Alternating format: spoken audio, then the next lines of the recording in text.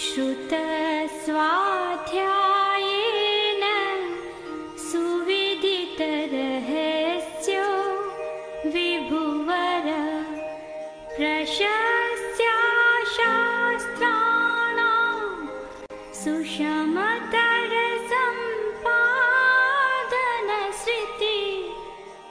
महाप्रज्ञपूज्यो जिनपति स्वरूपो गुरुवर। नमो अरहंताणं नमो अरहंताणं नमो अरहंताणं। मनुष्य ज्ञान इसलिए प्राप्त करना चाहता है कि कुछ परिवर्तन हो सके, जो काम का नहीं है वह छूट सके, जो काम का है वह आ सके, पुरानी आदतों को बदल सके और नई आदतों का निर्माण कर सके। यह एक सिद्धांत, ध्रुव सिद्धांत है कि आदमी आदतों को बदल सकता है।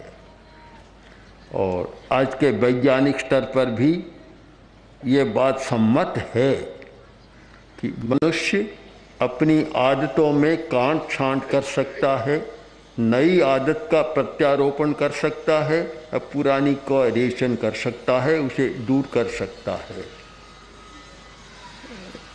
10वीं कालिक सूत्र में एक कसाय सूत्र है, बहुत सुंदर प्रकरण है।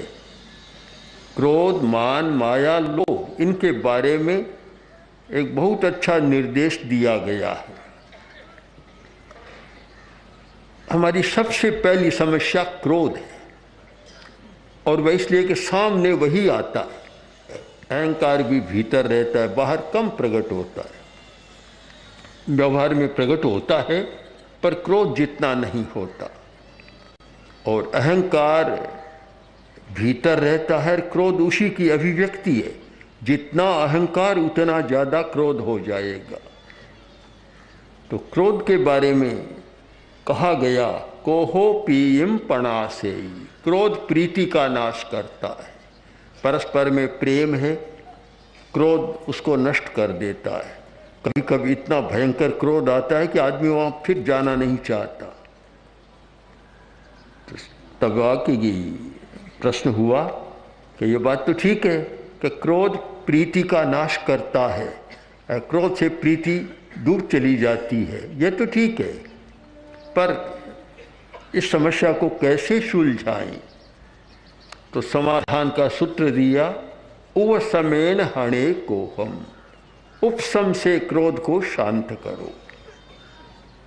अब यह भी बड़ा जटिल प्रश्न रहा, समस्या ज्यों की त्यों रही। समाधान भी दिया गया कि उपशम से क्रोध का शमन करो, पर उपशम कैसे आए फिर प्रश्न रहा। इस बारे में हमें चिंतन करना है और एक पद्धति जो हम भूल गए हैं उसकी स्मृति करना आवश्यक है। पद्धति यह है कि दर्शन, तत्व विद्या और आचार शास्त्र को कभी अलग नहीं किया जा सकता, किया जाना भी नहीं चाहिए। हमने अलग कर दिया। तत्वज्ञान कोरा तत्वज्ञान की सीमा में रह गया, वह हमारे आचार में नहीं आ रहा है, व्यवहार में नहीं आ रहा है। हमें मार्गदर्शन दे दिया कि उपशम के द्वारा क्रोध का शमन करो। अब उपशम का विकास कैसे हो, शांति कैसे हो, उपशम है शांति, वह शांति कैसे हो, इसका सूत्र हमें खोजना है और वह मिलेगा आचार शास्त्र में। दर्शन शास्त्र और आचार शास्त्र, व्यवहार शास्त्र, इनके बीच कभी लक्ष्मण रेखा नहीं खींचनी चाहिए, खाई नहीं होनी चाहिए कि एक दूसरे से अलग रहें। खाई नहीं है वास्तव में, तीनों मिलकर और एक परिपूर्ण तथ्य को प्रकट करते हैं। दर्शन के द्वारा हम सच्चाई को समझने का प्रयत्न करें, आचार के द्वारा उस सच्चाई को हम जीवन में लाएं, अवतरण करें, और जो आचार आया फिर उसका हम व्यवहार करें। आचार तो अपने तक सीमित रह जाता है, व्यवहार दूसरे के साथ जुड़ता है। आचार और व्यवहार का एक अंतर है। आचार व्यक्ति का अपना हो सकता है। एक व्यक्ति अहिंसा का आचरण करता है, अहिंसक है, अब वह उस तक सीमित है। अब दूसरे के प्रति वह क्या करता है, वही जब अहिंसात्मक आचार दूसरे के साथ होने पर व्यवहार बन जाता है। एक अहिंसा का सिद्धांत, एक अहिंसा का आचार और एक अहिंसा का व्यवहार। जहाँ दूसरा जुड़ा वहाँ आचार व्यवहार में बदल जाए। अब जो उपशम के द्वारा क्रोध का शमन करो, यह हमारा सिद्धांत हो गया। अब आचार में कैसे लाए, और जब आचार में आए तो व्यवहार में आ जाएगा, शांति झलकेगी। उसके लिए हमें आचार शास्त्रीय प्रयोग पद्धति पर ध्यान देना जरूरी है। क्यों? आचार के साथ प्रयोग जुड़ता है। दर्शन में तो चिंतन, गहन मंथन आदि आदि होता है, और जहाँ आचार का है वह प्रयोग प्रैक्टिकल हो जाता, अभ्यास शुरू हो जाता है। अभ्यास की सीमा वहाँ से प्रारंभ है। यदि उपशम का विकास करना है तो क्रोध का शमन अपने आप हो जाएगा। उससे लिए क्या करें, हमें आधा घंटा रोज अभ्यास करना चाहिए। फिर सुझाव होता है कि शरीर को बिल्कुल ढीला छोड़ दो। इसका मतलब हो गया सुप्त कायोत्सर, सोकर कायोत्सर करो, तनाव मुक्त हो जाओ। क्योंकि जब तक तनाव है सही स्थिति का पता नहीं चलता। जब तनाव मुक्त हो गया उस समय सही स्थिति का पता लग सकता है, सही अंकन किया जा सकता है। तो सुझाव है, लेट जाओ, शरीर को ढीला छोड़ो। अब उसके बाद अतीत की बातें बताओ कि तुमने क्या किया, क्या खाया, किन से संबंध रहा, आदि आदि। एक लंबी हिस्ट्री, लंबा इतिहास सारा जाना जाता है। और आखिर वह मन की बीमारी को पकड़ लेता है और उसका इलाज कर देता है। बीमारी को एक पकड़ने का तरीका होता है कि आखिर बीमारी क्या है। क्रोध भी एक बीमारी है, अहंकार भी एक बीमारी है, रोग है। अब उपशम से करना तो उस समस्या को पकड़ना हमारे लिए जरूरी है। तो कोई प्रेक्षा का चिकित्सक है, प्रेक्षा के द्वारा जो शारीरिक रोगों का अथवा मानसिक रोगों का निराकरण करना चाहता है, उनकी चिकित्सा करना चाहता है, तो उसे भी एक प्रयोग पद्धति अपनानी जरूरी है। हमारी समस्या यह हो गई कि धर्म प्रायोगिक था पर प्रयोग छूट गया, और शब्द रह गए। हमारे हाथ में शब्द तो पकड़ में आते हैं कि यह करो या मत करो, पर मत करो कैसे, करो कैसे, करने का तरीका क्या है, कैसे हम कर सकते हैं, हमारी चेतना को उसके लिए कैसे समर्पित कर सकते हैं, वह प्रयोग हमारे हाथ में नहीं रहा। प्रयोग के बिना कुछ होता नहीं है। और इसीलिए धर्म जितना उपयोगी होना चाहिए उतना उपयोगी नहीं रहा, क्योंकि अध्यात्म छूट गया, उसके साथ नैतिकता भी छूट गई और अध्यात्म भी छूट गया। बेचारा पंखी, दोनों पंख तो कट गए, बीच में तड़प रहा है। ऐसी धर्म की अवस्था हो रही है। प्रयोग की पद्धति जरूरी है, क्योंकि कोरा क्रियाकांड समझ में नहीं आता कि आकर्षण कब पैदा होता है कि उसमें पकड़ने की शक्ति चाहिए, और जब प्रयोग है अपने आप पकड़ लेता है।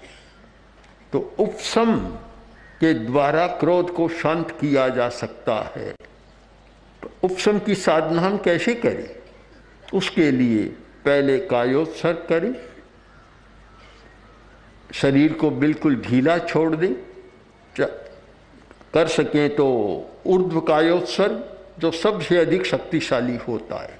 खड़े खड़े कायोत्सर्ग करना सबसे अधिक शक्तिशाली है।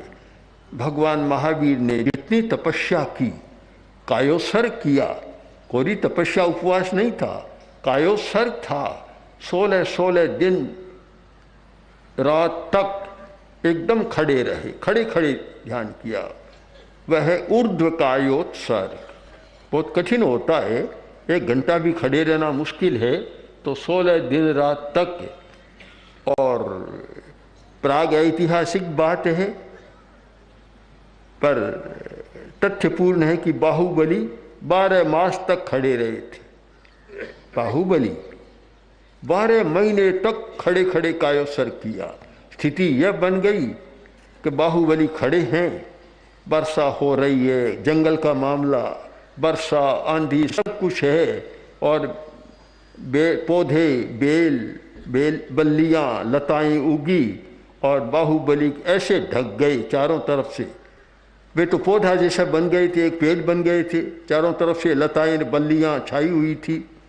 तो 12 महीना तक खड़े खड़े कायोत्सर्ग किया।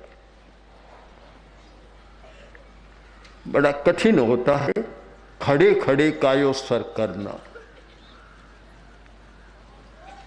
उसे कहा गया उत्कृष्ट कायोत्सर्ग, सबसे बढ़िया कायोत्सर्ग है वे खड़े खड़े करना, क्योंकि कहीं अवरोध नहीं रहता। पूरे शरीर का ऊर्जा तंत्र, विद्युत तंत्र निर्बाध गति से अपना काम करता है। रक्त संचार भी निर्बाध गति से होता है, कहीं अवरोध नहीं होता। हम बैठे हैं, अब रक्त संचार में भी अवरोध है। ऐसे बैठते हैं तो डॉक्टर तो कहते हैं ऐसे बैठना नहीं चाहिए, कि पैर बिल्कुल सीधा रहना चाहिए जिससे अवरोध न आए, पर व्यवहार में तो चलता नहीं है, वैसे ही बैठते हैं। पर खड़े खड़े कोई अवरोध नहीं होता, या तो लेटे लेटे और या खड़े खड़े। दूसरा होता है बैठकर कायोत्सर्ग, वह मध्यम माना गया। बैठकर कायोत्सर्ग करना, वज्रासन की मुद्रा में, पद्मासन की मुद्रा में, अर्ध पद्मासन की मुद्रा में बैठे और कायोत्सर्ग कर दिया। शरीर का शिथिलीकरण, शरीर का छोड़ दिया बिल्कुल, मतलब सारा वह अवस्था है। और सरल अवस्था, सबसे प्रथम अवस्था वह है लेटे लेटे कायोत्सर्ग। तो हम ये अपेक्षा नहीं कर सकते कि एक बिल्कुल नया आदमी बैठे बैठे कायोत्सर्ग करे तो थोड़ी देर कर सकता है, खड़े खड़े करे तो और कठिनाई होती है। सरल तरीका है लेटे लेटे। तो लेट गया, कायोत्सर्ग कर लिया, शरीर को बिल्कुल ढीला छोड़ दिया और शरीर के ममत्व का विसर्जन कर दिया। ममत्व का विसर्जन केवल शरीर को ढीला छोड़ना नहीं है, शरीर मेरा नहीं है, बस। भारी समस्या है मैं और मेरा, ये बहुत पुरानी समस्या है, इस पर विचार किया गया। एक ग्रंथ है तत्वानुशासन, ध्यान का ग्रंथ है, और एक दिगंबर परंपरा के आचार्य रामसेन ने लिखा तत्वानुशासन। बहुत सुंदर ग्रंथ है, इतना बढ़िया है ध्यान के लिए, समझने के लिए। उसमें उन्होंने लिखा कि मोह राजा है, उसके 2 सेनापति, एक मेरा, मैं मेरा, और एक अहंकार। अहंकार और ममकार ये 2 सेनापति है। मेरा मैं छूट जाए तो शायद बहुत सारी समस्याएं सुलझ जाए। समस्या तो यही है, आपने पढ़ा होगा, अभी राष्ट्रपति ने हमारे सामने समस्या रखी, उस बार बार कहा कि आचार्य जी ये मैं और मेरा, इसका विसर्जन कैसे हो सकता है? बड़ा कठिन काम है। एक वैज्ञानिक स्तर पर, वैज्ञानिक दृष्टि से सोचने वाला व्यक्ति बार बार कहता है कि मैं और मेरा, इस समस्या को कैसे सुलझाया जाए? ये भारी समस्या आ रही। ईगो, मैं और मेरा, बस अहंकार, ममकार, आखिर सारी मानसिक समस्याओं को, भावात्मक समस्याओं को और पारस्परिक संबंधों में होने वाली उलझनों को हम दो शब्दों में समेटना चाहें तो अहंकार और ममकार, बस सारी समस्या आ गई। यदि अहंकार नहीं है, मैं नहीं है और ममकार नहीं है, मेरापन नहीं है, तो फिर आदमी तो मुक्त हो गया, सदैव मुक्त हो जाता है। अगर ये दो रेचन हो जाता है, भारी समस्या है। तो कायोत्सर्ग में शरीर के ममत्व का विसर्जन, शरीर मेरा नहीं है, इस भावना के साथ कायोत्सर्ग होता है। शिथिलीकरण तो है ही कि शिथिल कर देना, अवेयरनेस, जागरूकता, जागरूक हो जाना, यह भी है, किंतु सबसे महत्वपूर्ण है शरीर मेरा नहीं है, मैं आत्मा हूँ, शरीर मेरा नहीं है। इस स्थिति का निर्माण कायोत्सर्ग हो गया। अब कायोत्सर्ग में फिर दीर्घ श्वास का प्रयोग, लंबा श्वास बहुत महत्वपूर्ण होता है। लंबा श्वास और श्वास से हमारा नियंत्रण होता, हमारी नियंत्रण की शक्ति, क्योंकि ये सारी समस्या अभी हमारी चर्चा में बहुत रही कि अगर हम श्वास को लंबा करें, दीर्घ श्वास, लॉन्ग ब्रेथ, लंबा श्वास लें, तो उसके द्वारा हमारी नियंत्रण शक्ति बढ़ती है। हमारे जो इमोशन है, भाव, संवेग है, उन पर हमारा नियंत्रण होता है और नियंत्रण करने में श्वास का बड़ा उपयोग है। और दूसरी बात कि दीर्घ श्वास के द्वारा हमारी अतीन्द्रिय चेतना का जागरण होता है और भीतर विद्यमान अतीन्द्रिय शक्तियों का प्रस्फोट होता है। तीन बड़े लाभ हैं इसके द्वारा। एक तो नियंत्रण की शक्ति, यानी जितने हमारे क्रोध आदि कषाय हैं उन पर नियंत्रण करने की शक्ति हमारी बढ़ जाती है। दूसरी बात, अतीन्द्रिय चेतना का जागरण होता है। और तीसरी बात है, भीतर में विद्यमान जो शक्ति है उस शक्ति का प्रस्फोट होता है। बड़ा लाभ है। तो फिर कायोत्सर्ग की मुद्रा में दीर्घ श्वास का प्रयोग करें। फिर 5 मिनट तक ललाट पर सफेद रंग का ध्यान करें, पूरे ललाट पर सफेद रंग का ध्यान। और उसके बाद फिर लंबा श्वास लें और संकल्प करें कि मेरा क्रोध शांत हो रहा है, मेरा क्रोध शांत हो रहा है, संकल्प करें। तो श्वास लेते समय संकल्प करें, फिर श्वास को भीतर रोकें, तब संकल्प करें, फिर जब श्वास को बाहर निकालें, रेचन करें, तब यह चिंतन करें कि क्रोध का रेचन हो रहा है। क्रोध का रेचन हो रहा है, न केवल श्वास का, प्राणवायु का रेचन हो रहा है, क्रोध का रेचन हो रहा है। और श्वास बाहर निकालने के बाद फिर 4-5 सेकंड श्वास संयम कुंभक करें और उसमें अनुभव करें कि मेरा उपशम बढ़ रहा, उपशम का विकास हो रहा है। इस प्रक्रिया से चलें तब समझ में आ सकता है कि उपशमेन हणे को हम, उपशम के द्वारा क्रोध को शांत किया जा सकता है। आपको रे शब्दों में चले, प्रक्रिया में न चले, कोई उसके पीछे प्रयोग न हो, तो उपशमेन हणे को हम इसको 100 बार रटते जाएं। कभी कभी होता है कि क्रोध और बढ़ जाएगा, बार बार रट रहा है और कोई कहता है बार बार क्या कर रहा है, तुझे क्या पंचायती है, मेरी इच्छा वैसे कर रहा हूँ, क्रोध और बढ़ा देगा। इसमें केवल शब्दों के उच्चारण से नहीं होता, जब तक हम शब्द के अर्थ में नहीं चले जाते हैं, तात्पर्य तक नहीं पहुँचते हैं, तब तक काम नहीं बनता। शब्द तो हमें दिशा का निर्देश देते हैं। शास्त्र का काम है दिशा सूचन करना कि शास्त्रम पदमेकमपि न गच्छति। शास्त्र का काम तुम्हें दिशा दिखलाना है कि देखो यह रास्ता, इधर चला जाओ, इस दिशा में जाओ, तुम पहुंच जाओगे। इतना शास्त्र का काम है। न पदमेकमपि न गच्छति, एक पैर भी शास्त्र हमारे साथ नहीं चलता। शास्त्र नहीं चलता साथ में।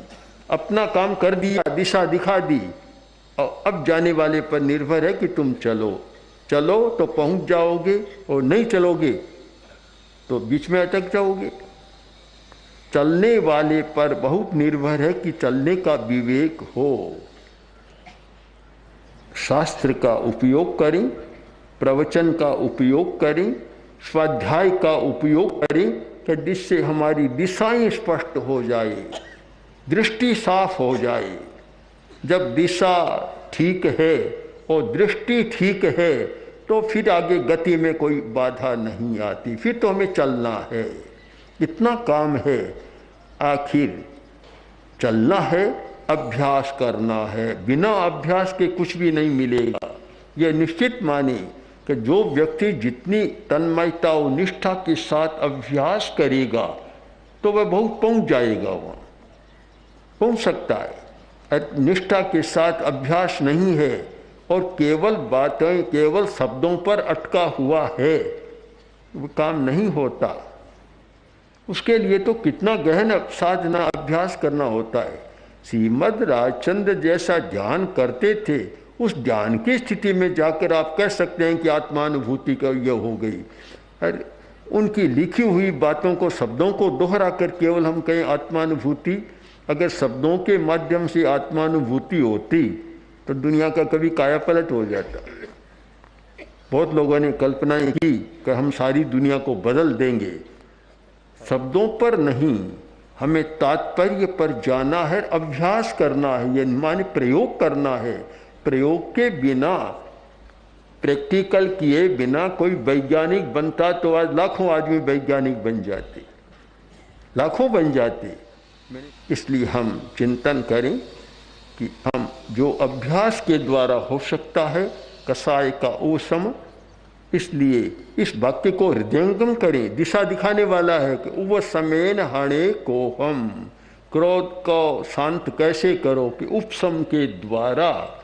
पर इसके पीछे छिपा हुआ रहस्य है कि उपशम का विकास कैसे करो, साधना के द्वारा। आज कठिनाई यह हो गई कि जितने बड़े बड़े साधक महापुरुष हुए, उनकी वाणी तो हमारे पास है, उनका अभ्यास हमारे पास नहीं है। कोरी वाणी से काम होता तो पता नहीं क्या से क्या हो जाता, जादू चमत्कार हो जाता, पर ऐसा होता नहीं है। इसलिए हर व्यक्ति अनुभव करे कि क्रोध बड़ी समस्या है, उसे शांत करना है तो उसके लिए उपशम की साधना करना है। हर उपशम के विकास के लिए प्रयोग की भूमिका पर जाकर और गहन अभ्यास करना है। अभ्यास हुआ तब ये वाणी आपको साफ नजर आएगी कि उपशम के द्वारा क्रोध का शमन किया जा सकता है। ओम अर्थ। ओम श्री महाप्रज्ञ गुरवे नमः। गुरवे नमः, गुरवे नमः। ओम श्री महाप्रज्ञ गुरवे नमः। गुरवे नमः, गुरवे नमः। ओम श्री महाप्रज्ञ गुरवे